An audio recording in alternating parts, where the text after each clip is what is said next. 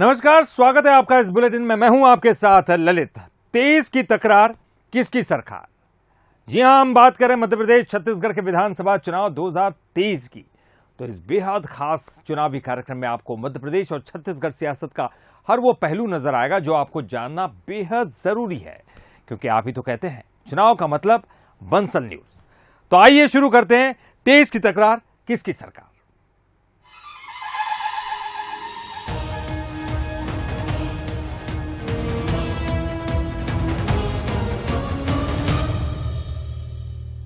सीधी कांड को लेकर बीजेपी सरकार एक्शन में है, तो कांग्रेस से भी कम रिएक्शन नहीं आ रहे।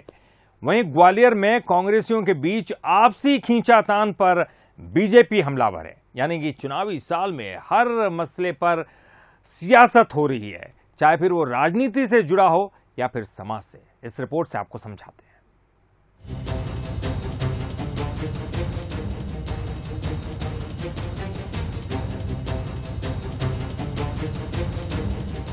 मध्य प्रदेश के सीधी जिले की ये तस्वीर है।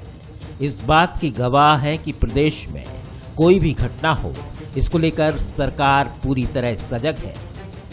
जाहिर है प्रदेश में चुनाव सर पर है, मुद्दा किसी भी तरह का हो उस पर राजनीति गर्मा ही जाएगी। लेकिन कोई भी प्रतिक्रिया या सवाल उठने से पहले सरकार ने उन सारे दरवाजों को बंद कर दिया। सीएम शिवराज ने मामला गर्माते ही एक्शन के निर्देश दिए और 24 घंटे के भीतर ही गिरफ्तारी और बुलडोजर की कार्रवाई हो गई। उधर कांग्रेस ने आरोपी के बीजेपी नेता होने और आदिवासी पर अत्याचार के आरोप लगाए, तो बीजेपी के दिग्गज नेता कहते हुए नजर आए कि अपराधी कोई भी हो, सरकार कार्रवाई से पीछे नहीं हटेगी। सीधी जिले में एक आदिवासी युवक के ऊपर भाजपा नेता का पेशाब करना वीडियो देखकर रूह कांप जाता है। ये घटना आदिवासी अस्मिता पर प्रहार है। ये घटना टांटिया मामा और बिरसा मुंडा जैसे महापुरुषों का अपमान है। ये घटना मध्य प्रदेश के करोड़ों आदिवासी भाई बहनों का अपमान है। सीधी की घटना दुर्भाग्यजनक है। अमानवीय कृत्य करने वाले ऐसे किसी व्यक्ति को छुड़ा नहीं जाएगा। इसके खिलाफ कड़ी से कड़ी कार्रवाई, केवल कार्रवाई नहीं होगी, कड़ी से कड़ी कार्रवाई होगी। वो याद करेगा कि उसने जो कृत्य किया उसके खिलाफ किस प्रकार का, उसके खिलाफ कार्रवाई किस प्रकार की हुई है, जो याद आएगा उसे। बात चुनावी साल में हो रही है तो सरकार से लेकर विपक्ष तक की बातों का जिक्र है।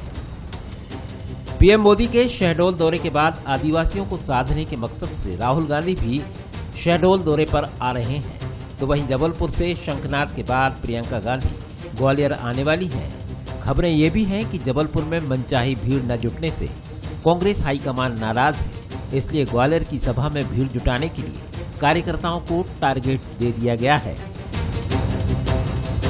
वहीं प्रियंका के ग्वालियर दौरे से पहले जयवर्धन सिंह तैयारियों का जायजा लेने पहुंचे थे।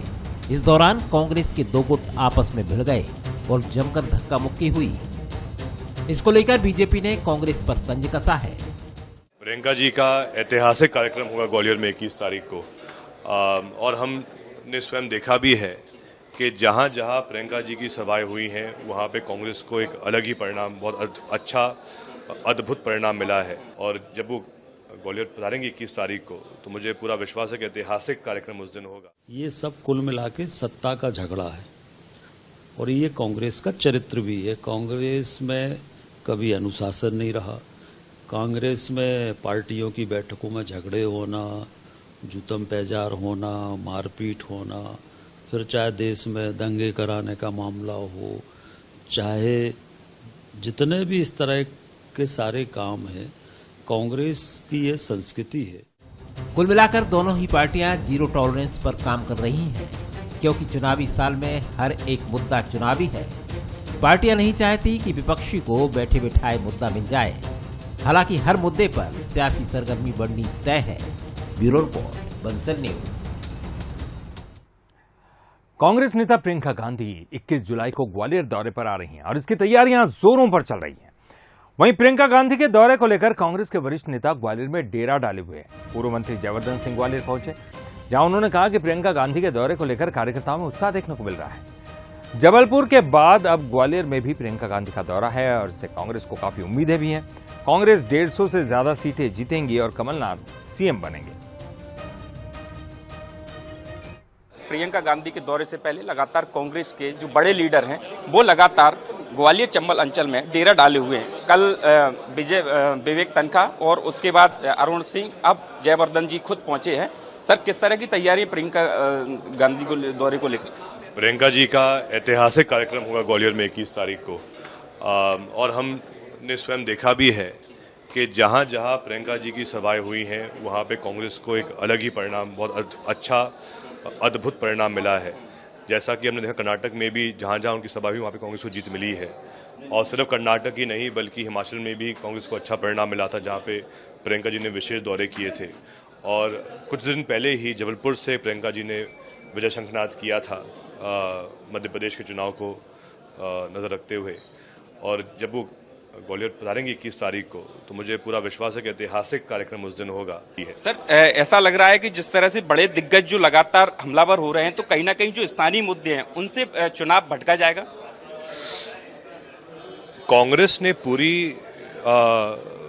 जो भूमिका हमारी रही है विपक्ष के रूप में वो रही है जनहित के मुद्दों के लिए। सर, क्या लग रहा है इस बार चुनाव को लेकर, 2023 के चुनाव को लेकर जयवर्धन जी की क्या भूमिका रहेगी? सर, बात यही है कि इस बार कम से कम 150 सीटें कांग्रेस को मिलेगी, कमलनाथ जी मुख्यमंत्री बनेंगे, और हम सब मिलके जो भी कांग्रेस के विधायक हैं, वरिष्ठ नेता हैं, सब मिलके काम कर रहे हैं। जो जो हमको जिम्मेदारी दी गई है उसको निभा के जनता के बीच अगर काम करेंगे। सर आखिरी सवाल, कितना फर्क पड़ेगा इस समय चुनाव में प्रियंका जी में लोग इंदिरा गांधी जी को देखते हैं, और इसके साथ साथ जो मुद्दे प्रियंका जी उठाती हैं वो कहीं ना कहीं एक जो संदेश आम में जाता है वो एक बहुत पॉजिटिव संदेश जाता है। जैसा कि मैंने पहले भी कहा कि जब उन्होंने सभाएं की थी कर्नाटक में उसका हमको पॉजिटिव परिणाम मिला, जो उन्होंने सभा हिमाचल में की थी वहां पर भी हमको सकारात्मक परिणाम मिला है, और हमें पूरी उम्मीद है कि जो आम जन मध्य प्रदेश के हैं वो भी इस बार जब प्रियंका जी सभा करेंगी उनसे प्रभावित होकर कांग्रेस का पक्ष और हमारा जो पूरा जो लहर कांग्रेस की है वो और मजबूत होगी प्रियंका जी के। करण बारसी के साथ उमेश पारा, बंसल न्यूज, ग्वालियर। मध्य प्रदेश में चुनावी साल में कांग्रेस और बीजेपी हर वर्ग को साधने में जुटी है और आदिवासियों पर भी दोनों ही पार्टियों का फोकस है।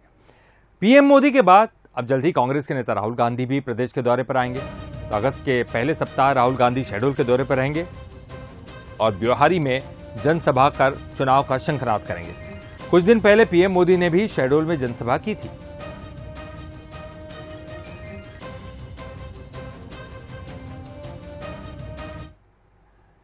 फिल्म अभिनेता, लेखक, डायरेक्टर विक्रम मस्ताल शर्मा ने कांग्रेस पार्टी ज्वाइन कर ली है। विक्रम ने पीसीसी चीफ कमलनाथ और सांसद नकुलनाथ की मौजूदगी में छिंदवाड़ा में कांग्रेस पार्टी की सदस्यता ली। वहीं मीडिया से चर्चा करते हुए विक्रम मस्ताल ने कहा है कि कांग्रेस की रीति नीति एकदम अलग है। छिंदवाड़ा में विकास दिखता है। पार्टी जो भी जिम्मेदारी देगी उसे मैं ईमानदारी से निर्वाह करूंगा। और मैं देखना चाहता था कि छिंदवाड़ा मॉडल क्या है। लोग बहुत तारीफ सुनी थी। जब मैं वहां गया तो मुझे पता लगा कि कितना आगे है छिंदवाड़ा और हम कितने पीछे हैं बुधनी में। ऐसा कोई विकास मुझे बुधनी में नजर नहीं आता जो छिंदवाड़ा में इतने काम हुए हैं। एक एक चीजों को लेकर बहुत डिटेलिंग में काम हुआ। और मैं हनुमान भक्त हूं तो सिद्धेश्वर धाम मेरे लिए सबसे उपयुक्त जगह थी। हमारे वरिष्ठ नेता कांग्रेस पार्टी जो भी कार्य मेरे लिए निर्धारित करेगी उस विषय पर मैं काम करूंगा। और फिलहाल यहां रुकेंगे छोटे से ब्रेक के लिए और आगे देखिए छत्तीसगढ़ से जुड़ी हुई बड़ी पॉलिटिकल खबरें और फ्लैशबैक। छत्तीसगढ़ में पीएम मोदी के दौरे से पहले सियासत उबाल ले रही है। घोटालों को लेकर बीजेपी और कांग्रेस आमने सामने, तो पीएम के दौरे से पहले अमित शाह का दौरा भी कई सुगबुगाहट लेकर आया है। ये खास रिपोर्ट देखिए। छत्तीसगढ़ में घोटालों को लेकर उठा सियासी घमासान अब थमता नजर नहीं आ रहा है। कांग्रेस के बाद बीजेपी ने भी अब घोटाले की राख छेड़ दी है। मंगलवार को कांग्रेस ने प्रेस कॉन्फ्रेंस कर लाखों करोड़ के 34 घोटालों के आरोप बीजेपी पर लगाए, जिसके बाद बीजेपी ने भी प्रेस कॉन्फ्रेंस कर कांग्रेस सरकार को घेरा।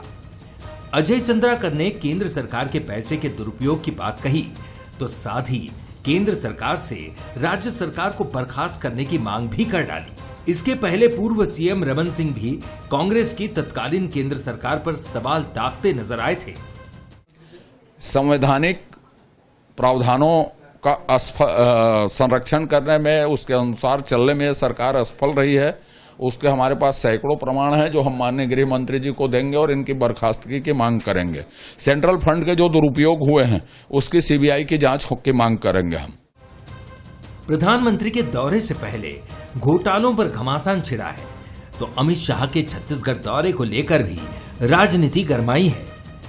पीएम के दौरे को लेकर शाह तैयारियों का जायजा लेंगे, तो प्रदेश में 13 बीजेपी विधायकों के आंकड़े को बहुमत यानी 46 सीटों के पार पहुंचाने का रोड मैप तैयार करेंगे। शाह छत्तीसगढ़ में एक रात भी बिताएंगे, यानी साफ है कि बैठक में फीडबैक और चुनावी मंथन भी शामिल रहेगा। वहीं अजय चंद्राकर के आरोपों पर कांग्रेस ने भी पलटवार किया। चंद्राकर के आरोपों को गीदड़ भपकी बताया है और 1 लाख करोड़ के घोटाले की जांच कराने की बात कही। गीदड़ भपकी अपने पास रखे, उनकी गीदड़ भपकी से कांग्रेस पार्टी डरने वाली नहीं है। हमने भारतीय जनता पार्टी की पूर्ववर्ती रमन सरकार के ऊपर 1 लाख करोड़ के भ्रष्टाचार के प्रमाणिक आरोप लगाए हैं। यदि भाजपा में साहस है तो प्रधानमंत्री से कहे नान घोटाले की, चिटफंड घोटाले की, पनामा पेपर की, गौशाला घोटाले की, छत्तीसगढ़ के शराब घोटाले की जो रमन सरकार के समय हुआ था, इसकी सीबीआई से, ईडी से जांच करवा ले। क्यों डर रहे हैं? किस बात की डर रहे हैं? अजय चंद्राकर भी उसी अलीबाबा 40 करोड़ गैंग के सदस्य थे जो 15 साल तक छत्तीसगढ़ में चला था। जाहिर तौर पर बीजेपी और कांग्रेस में सियासी गर्माहट और बढ़ती दिखेगी जैसे जैसे चुनाव करीब आएगा। लेकिन भ्रष्टाचार के मुद्दे पर छिड़ी जुबानी जंग से ये तो साफ है कि भ्रष्टाचार का मुद्दा चुनाव भर छाया रहेगा। कुलेश्वर पांडे, बंसल न्यूज, रायपुर। और अब चलिए अमित शाह के छत्तीसगढ़ दौरे, उनके कार्यक्रम की जानकारी आपको दे देते हैं। अमित शाह बीजेपी कार्यालय में बैठक ले रहे हैं, छत्तीसगढ़ पहुंच चुके हैं और बीजेपी कार्यालय में बैठक ले रहे हैं। केंद्रीय स्वास्थ्य मंत्री मनसुख मंडाविया भी मौजूद हैं। पीएम मोदी के दौरे को लेकर इसमें चर्चा हो रही है इस बैठक में, और साथ ही साथ चुनावी तैयारियों को लेकर भी समीक्षा इस बैठक में होगी। सभी नेताओं से अलग अलग बात करने वाले अमित शाह। रमन सिंह, अरुण साव समेत सीनियर नेता इस बैठक में मौजूद हैं। तो अमित शाह के छत्तीसगढ़ दौरे की आपको जानकारी दे रहे हैं कि किस तरह से 2024 का फाइनल रोड मैप इस दौरे में तय होना है। संगठन को मजबूत करेंगे। 5 वरिष्ठ नेताओं से 1-to-1 चर्चा भी करने वाले हैं और खास जो तैयारी है पीएम मोदी के कार्यक्रम को लेकर वो भी की जाएगी। तो कई मायनों में ये खास है अमित शाह का दौरा।